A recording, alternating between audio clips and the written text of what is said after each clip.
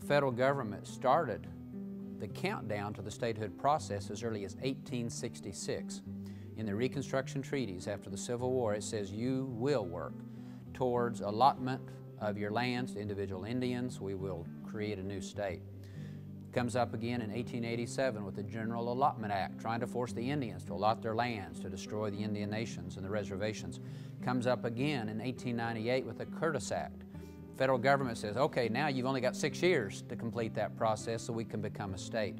So the political rush toward statehood began in Oklahoma with a push for a single state, not 2 states as Indian Territory wanted.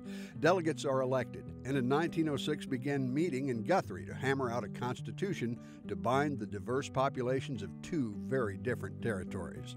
Issues such as prohibition, the suffrage, racial issues, all of these questions are on the table in 06 and 07.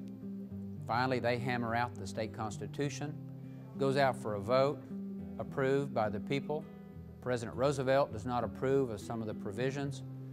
Alfalfa Bill Murray, who is president of the Constitutional Convention, makes the adjustments as they reach a final draft. He literally drives around the state, generally goes on railroad cars, and gets all the delegates to sign it again. And then by November 16th, 1907, that's been approved. Roosevelt signs the statehood proclamation. Word comes to Guthrie by telegraph about 10:30 that morning.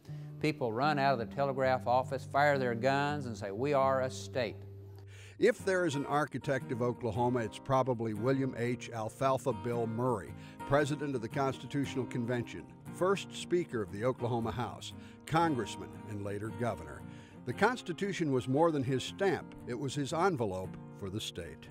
The 8-hour workday, compulsory education for all children, safety laws, a strong corporation commission to regulate big business, the decentralized nature of our state government, a weak executive, a strong legislative branch.